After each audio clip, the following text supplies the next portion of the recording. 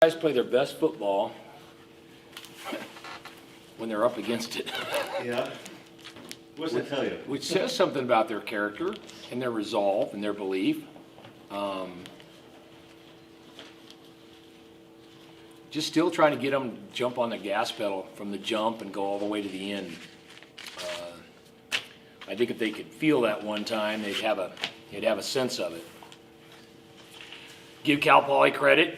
We talked about 2 years ago how same thing. We got out ahead and they came back and it was a little closer than it was tonight. And last year they got ahead and we came back. But it was good. It was good to see some guys step up and come in and make plays, and because we had to go with some little different personnel groupings a little bit, and the guys answered the bell. What'd you make of that play? Nick Eaton's big great recovery return. He's an explosive player. He really is. Obviously, he's tough to handle in the sack game, and he gets a lot of pressures and forces a lot of fumbles. And didn't surprise me. And didn't surprise me that he ran all the way either. He can roll. He's athletic. Did you know he was that fast? What's that? Did you know he was that fast? Well, he can roll. Yeah, he can roll. That's you ever seen that where a guy intercepts a pitch like that? Well, I'm sure he coached long enough where I've seen some of that. After a while, you've seen all of it. Yeah, pretty athletic play. But your whole sideline just ran with him. Well, that's an exciting turn, wasn't it? Well, you've seen enough games. It's momentum, man. It's a big deal. And I don't care if it's pros or college. Momentum's a big deal. And thankfully they had our back. I mean, I just reached a point there where it was fourth down late, and I just kind of go, I'm just tired of this. Let's just go. I mean, if we're going to win this game, let's go win it. I mean, if not, let's force the action. And then obviously the defense had our back, and he made that great play and didn't make that the headline of the story how Coach Hawk gave it away, going for it fourth and deep in our own territory. So what was the difference between 34-0 and 34-24? What happened there? Just a little momentum. You get a few things. You lose your rhythm a little bit. They get a couple plays on us. I mean, they obviously hit a couple of gashers, got us over the top. I guess the only thing a little bit for me is just, and our kids they're so great. They really are. It gets so locked in. Just to be able to relax a little bit and kind of go, hey, if I'm playing football out in the backyard right now, this is about the time my brother's going to try to throw one over my head. I mean, you have a sense for that a little bit, and they did. But were you overall pleased with how the defense stopped their primary running game, first of all? And did you expect to, maybe them get some passes over the top of you? Well, truthfully, and I would say this too, and we've talked about this from the get-go, the last thing you want these guys doing is eating up 8 minutes of the clock and scoring. I mean, truthfully, to some degree, you'd rather have them score fast. If you're going to score fast, okay, we get the ball, we'll score fast, and it'll be a shootout. So they did a great job taking away the dive, which we knew between the dive and the quarterback, that was the main. And the quarterback had a few runs, but really never any huge gashers. But certainly eliminated the fullback from the package and then got after the quarterback and forced him. So, I mean, you can't take away everything. You just can't. But they did a good job. I thought Tuck really did a good job counter-punching, and we talked a little bit about that on the sidelines. And because you knew after a while, once we had stopped up the fullback, that they had to kind of go to the perimeter game. And they did, and they were having some success with that. And Tuck and the guys dialed it up, and we got a little bit better in the perimeter game, and that helped us out. This Big Sky is about as fun as it gets. Huh? It is. It's great. I mean, any given Saturday, it doesn't matter. You better show up and play, and everybody's got weapons and good players, and yeah. But you got to focus on right now. Today we had Cal Poly, and we had to focus on those guys, but we just got to continue to do the things necessary to achieve what's possible, and relentlessly pursue details and improvement. We keep doing that, we'll be as good as we can be. Are you able to fully celebrate and appreciate this, or does that leave kind of a bad taste in your mouth? What's that? Letting them back in? Oh, no, because we came back. I've coached long enough. You don't walk away from those games and go, oh my gosh, I'm upset about that. I mean, and we won the horseshoe 3 years in a row, and I don't know how many points we won by. But I mean, if we're going to walk away and be upset about that, then maybe you should find a different profession. I mean, no, I was happy. Kids played well, played hard, had a couple moments in there, but the guys answered when they needed to answer. It's a great atmosphere here, isn't it? You get people crawling all over the berms. And it is. It really is. It's unfortunate, I think, when we had the 1 o'clock game, maybe it's not a good time. You got families, and but I think our administration has really done a nice job providing a lot of stimulus to get students here and alums here and people here, and it's really becoming a really cool environment. And most of the people I talk to, it's fun. There's not a bad seat in the house, and the kids love to roll up and down the grass berm. And it's kind of a cool place. I mean, the thing being sunk down and kind of the noise kind of hangs in there, and the way the seating's set up. But I really give our administration a lot of credit because they're working at it. They're working hard at making this a place that's fun to come, that's accessible to come, that's an event place. It's not just the football game that you want people to come and show up to, and they've done a nice job with that. And then, I mean, we've got to answer with our part. I mean, you have to be exciting. You have to put some W's up, and people have to feel like, yeah, I'm going to come there and be entertained a little bit. And Jake gave you a Jake game, didn't he? When he's on, he's something, isn't he? Well, it's so funny when you say, you look at what he's done this year, and it's funny, his bar is set so high. I mean, the guy goes out and throws for over 300 yards and, several touchdowns, and maybe we don't win, and there's an interception in there. It's like, oh, not Jake. But he audibled the one we threw to Lonzy down the middle of the field there where he was wide open. That was all Jake. Now Tim Plow set that up, but that was all him getting into it. He's a special player. We're really lucky to have him. He's a good leader. He's a great kid. He's a humble person. Has a real zeal to excel, a real rage to master. I mean, it's infectious. Our other guys feed off of it. The Montana State game, he took it hard. He said it's 100% on me, which is probably not fair to himself, but I mean, that's the kind of kid he is, isn't it? Yeah, he's going to own it. He's going to own it. We talk all the time about me and mastery-oriented, and I think sometimes we live in a society where everybody wants to blame everybody else, and, blame the officials and your mom and your dad and your coach and your teacher, and hey, blame yourself. It's your life. Like, take charge of your life and accept it, both the good and the bad. Doesn't mean it has to be self-depreciating, just own it. And he does a good job of that. Our coaches do a good job of that. Our team does a good job of that. And that's how you get better. I mean, failure is the price of ambition. And if you don't aspire to be great in life, you're probably never going to have failure. But if you want to aspire to be great, you're probably going to have some setbacks. And then you got to own them, and then you learn from them. And that's the issue, is learn from them. Turn them into learning moments. Turn them into growth. And if you can do that, you're going to be a better football player and a better person. If you walk out and just say, oh, they got lucky, or it was a fluke, then you're probably going to have that thing happen again. Coach, was it nice in your mind for the offense to have a much cleaner game?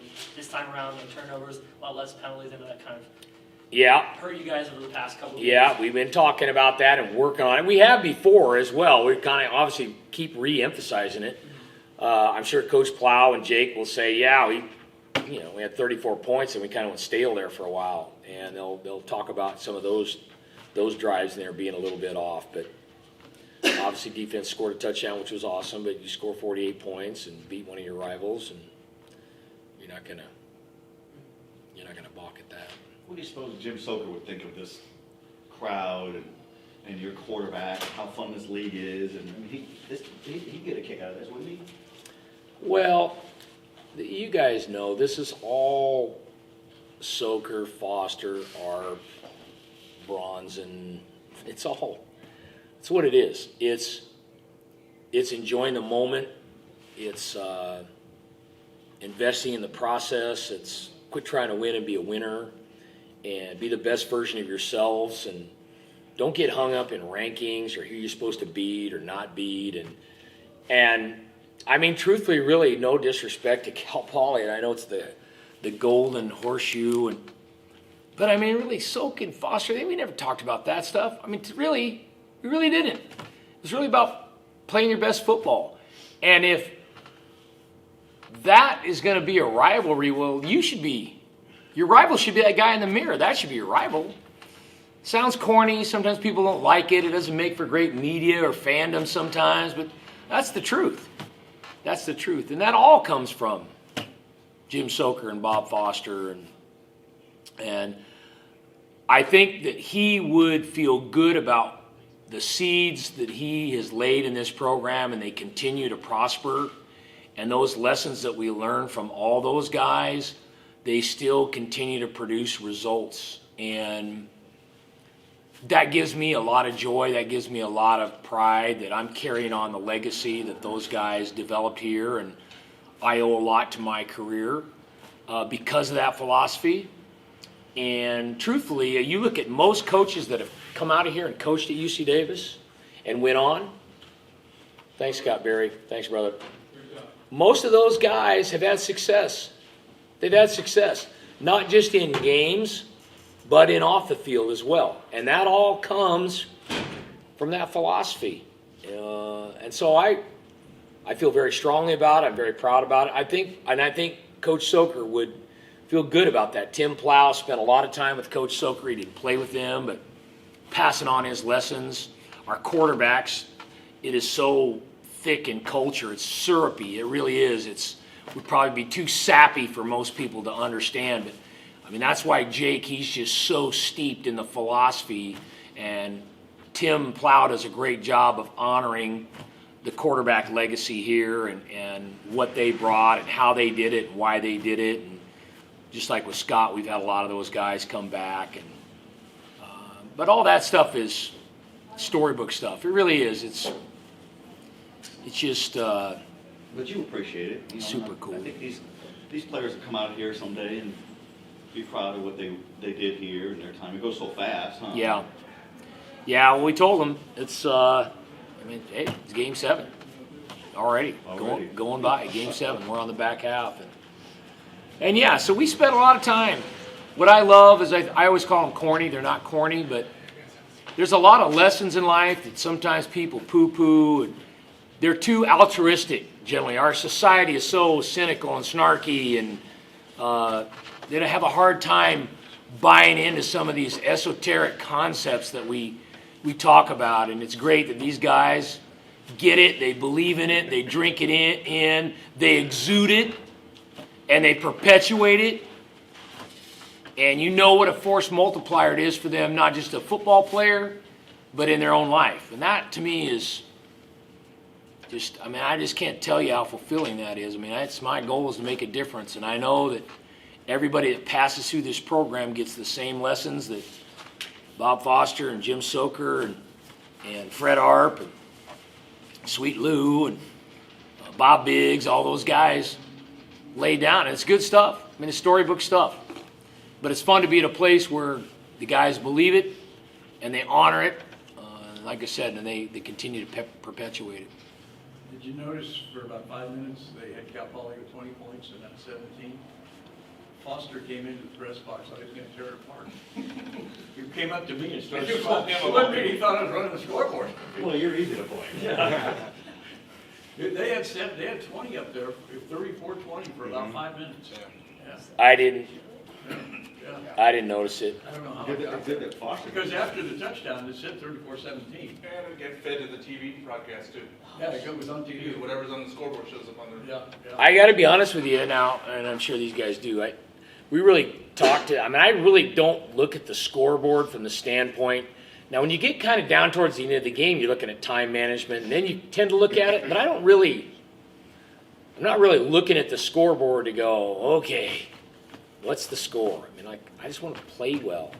I want to execute, keep going. And You will peek at a replay though, huh? A big touchdown play or a guy busts one. Well, yeah, and there were a couple plays here I was going, I don't know what's going on. But that's another story, I guess. Yeah, yeah. I like to look up there and see it. Sometimes, depending on the view, you get a better angle than what you have on the. If you watch me, a lot of times I'll walk way down because I want a three-dimensional picture of the play. I have a hard time just standing right there at the line of scrimmage. I like to get a three-dimensional, but so yeah, sometimes I like to peek up there and get a little bigger, wider shot.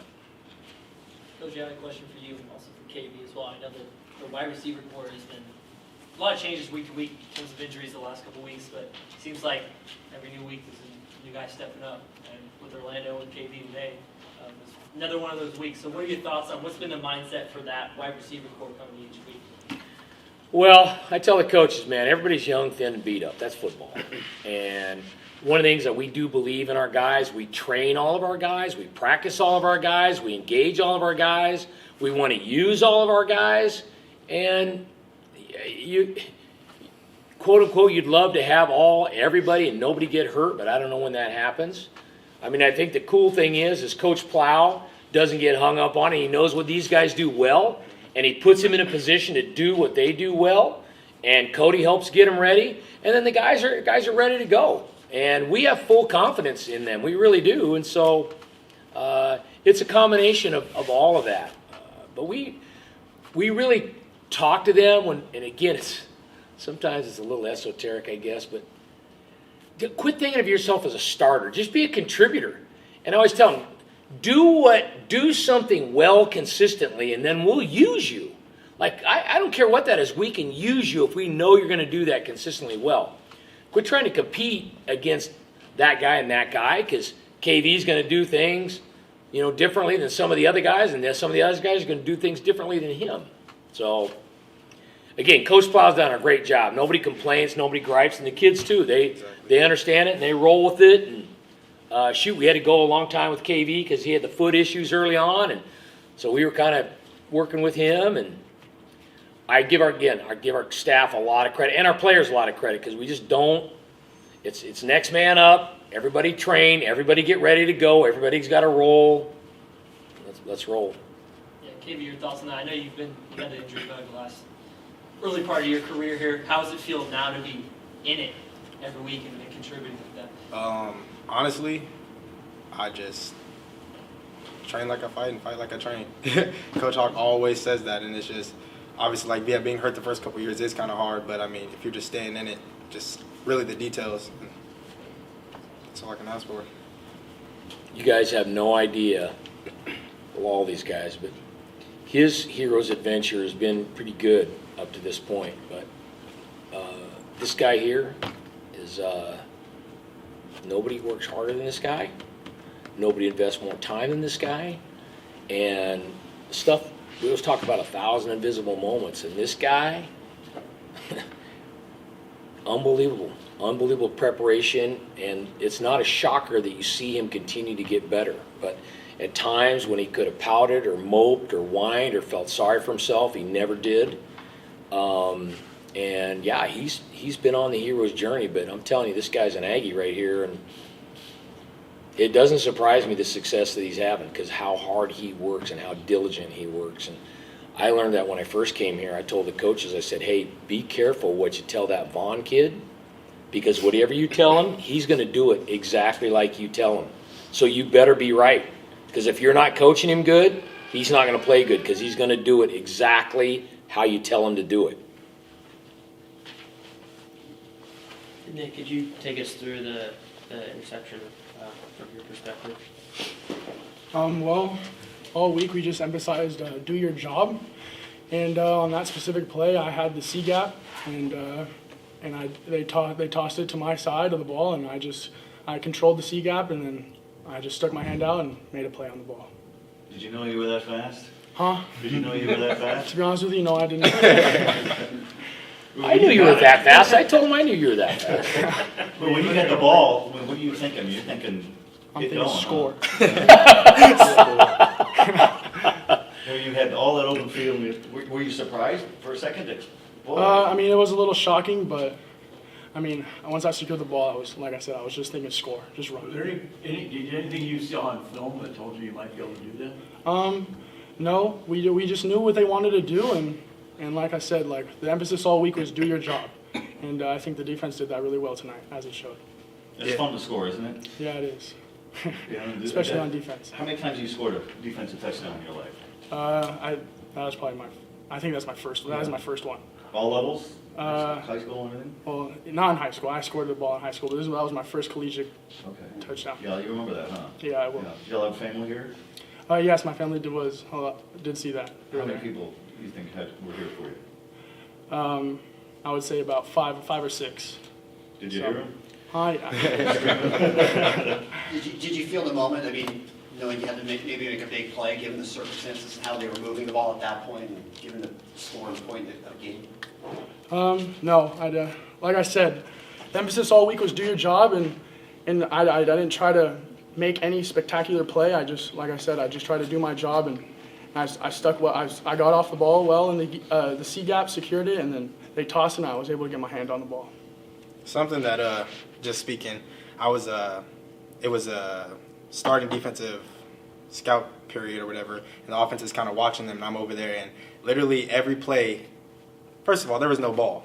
So we just have guys running to each guy that could potentially get the ball, and that's something uncommon. I feel like no team that I've ever been on, that when we played against a triple option team like this, is like you find the ball and everybody's to the ball, and I think the coaches did a really good job of emphasizing, forget about the ball, go do your job, and everybody get to somebody that could potentially have the ball and pretty much tackle them. Like, there was no ball and everybody was out there being tackled, so I think that really is something big. Nick, when you intercepted it, it went as a fumble because it was backwards, but when you intercepted it, did you think I can score on this play? The interception itself would have been great, just, if you'd gone down. I mean, I saw the open field, and then once I secured the ball, I just kicked it in the high horse and just ran as fast as I could. So, so yeah, I guess I did think I could score on that one. There was a lot of open grass. We talk about scooping and scoring a lot and how to return an interception. We have guys learn how to carry the ball and force fumbles and do, and I always joke sometimes it is legal to score on defense. And so we want them to have that mindset. When you get an interception, you should be thinking, I'm going to score. I mean, they've got 5 or 6 guys out there that aren't used to running around in space, and if you get the ball on defense, you better give it your best. That's as good as any punt return or jailbreak screen on offense. Speaking of scoring, KV, when you got that slant route from Jake, you threw right in the right spot, got you that room. What were you thinking on that play? Did you know you're gonna get, if you get that step, you knew that there's gonna be no safety? Oh, yeah. We talked about it pretty much every week. We talk about just like reading the safeties and being on the same page, and as soon as I seen number 8 come down, I was like, oh, yeah, it's money. Just trusted him, honestly.